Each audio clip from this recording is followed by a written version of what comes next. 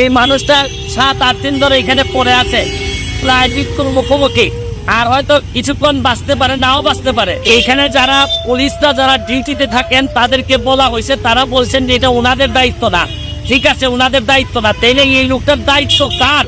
বাংলাদেশ তো এটা স্বাধীন দেশ, এবং এটা যে সুপ্রিম কোর্টের এখানে গেটে পানির ট্যাঙ্কির নিচে পাশে এবং প্রেস ক্লাবের উল্টা দিকে, এই জায়গায় একদম মানুষ পড়ে থাকতে পারে না। আমাদের এই অর্গানাইজেশন গুলার ব্যর্থতা না থাকলে এইভাবে মানুষ পড়ে থাকতে পারে না। কারণ এইভাবে পরে যদি মৃত্যু হয়, তাহলে আমরা যে আগাচ্ছি তার নিচে মানুষ পয়রা পড়তেছে। আর এই পাশের থেকে আমাদের সবচেয়ে বড় বড় প্রতিষ্ঠানগুলো এখানে আছে, এইখানেও যদি মানুষ এইভাবে পরে মরে, তাহলে আমাদের উন্নয়নের সাস্টেইনেবিলিটি নিয়ে মানুষের প্রশ্ন আসবে। আমি বলতে চাই, আমরা চেষ্টা করতেছি, হয়তো কিছু টাকা এখানে দিয়ে চেষ্টা করবো তারা সরানো যায় কিনা, কিন্তু আমাদের ব্যক্তি চেষ্টায় তো এই ধরনের মানুষ বাঁচবে না। তাদেরকে প্রাতিষ্ঠানিকভাবে বা সরকার যদি না বাঁচায়, তাহলে আমাদের পক্ষে সম্ভব হয়ে উঠবে না। আমরা শুধু ঝুঁকি নিয়ে 2-4 কথা বলতে চাই, তাও দেখি কোনোভাবে কাজ হয় কিনা। এইভাবে মানুষকে মাটিতে ফেলে রেখে মৃত্যুর মুখে দিয়ে আর কত কথাই বলতে পারি। আপনারা দেখেন যে এই বাংলাদেশে হাজার হাজার কোটি টাকার আলাপ হয়, লুটপাট হয়, এবং যে সোনার বাংলার স্বপ্ন দেখি এর পক্ষে লজ্জা পাই। এই সোনার বাংলার স্বপ্নের মধ্যে যখন এই ধরনের মানুষের 7-8 দিন পরে থাকতে দেখি, লাশ দাফন করার জন্য ব্যবস্থা আছে, কিন্তু এইভাবে রুগী যারা পড়ে থাকে বা ভব করে তাদেরকে এইরকম ব্যবস্থা আমাদের বাংলাদেশে নাই। এটা আমাদের জন্য বিরাট লজ্জার। এখন এই রাস্তায় এই লোকটারে ফেলে আমার যাইতে মিটতে আছে, হয়তো আমাকে ফেলে যাইতে হবে, কিন্তু এই বাংলাদেশ তো আমরা চাই নাই। বঙ্গবন্ধু যে বাংলাদেশ চাইছিলেন, এই বাংলাদেশের গিয়ে সবাই কিছু না কিছু ভালো অবস্থায় থাকবে, হয়তো সবাই ধনী হবে না, কিন্তু এইভাবে পড়ে থাকবে না মানুষ। কারণ এটা আমাদেরকে কষ্ট দেয়। আপনি দেখেন, তাও কোথায়? সুপ্রিম কোর্টের সামনে, যে জায়গায় প্রেস ক্লাব থেকে শুরু করে এই যে আমাদের সুপ্রিম কোর্টের যারা ক্লার্ক আছেন বা বিভিন্ন, তারা কিছুটা সহযোগিতা করতে চান। আমি ভাই উনি কয়দিন ধরে এখানে বলেন, কয়দিন করে আমি ওনাকে 7 দিন ধরে দেখেছি। প্রথম 3 দিন উনি সুস্থ ছিলেন, পরবর্তী 3 দিন আমি রবিবারে যখন কোর্টে আসি, দেখি ওনার আঙুলের ভিতর থেকে মাছি বের হচ্ছে।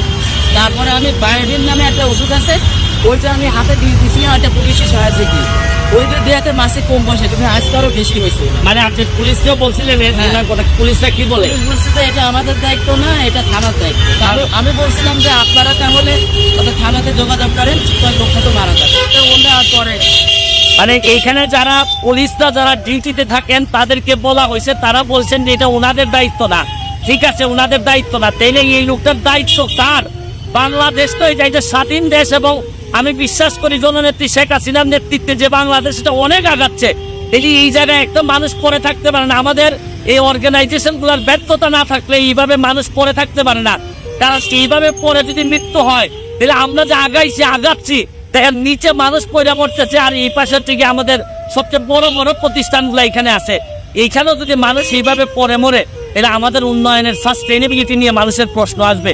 আমি বলতে চাই, আমরা চেষ্টা করতেছি, হয়তো কিছু টাকা এখানে দিয়ে চেষ্টা করবো তারা সরানো যায় কিনা, কিন্তু আমাদের ব্যক্তি চেষ্টায় তো এই ধরনের মানুষ বাঁচবে না।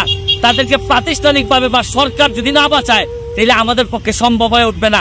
আমরা শুধু ঝুঁকি নিয়ে 2-4 কথা বলতে চাই, তাও দেখি কোনোভাবে কাজ হয় কিনা।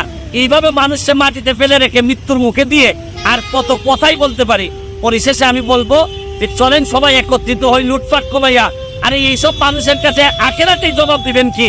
এরা যদি এইভাবে মৃত্যুর মুখে পতিত হয়ে আমাদেরকে জিজ্ঞেস করে যে কিভাবে আপনারা বিদায় নিছেন, আপনারা কিভাবে লুটপাট করে বাংলাদেশটারে এইভাবে বাড়াইছেন, আমাদের জবাব দেওয়ার কোনো ব্যবস্থা থাকবে না। এই পর্যায়ে আশা করি দৃষ্টি আকর্ষণ করতে চাই, এটা হচ্ছে সুপ্রিম কোর্টের এখানে গেটে পানির ট্যাঙ্কির নিচে পাশে এবং প্রেস ক্লাবের উল্টা দিকে।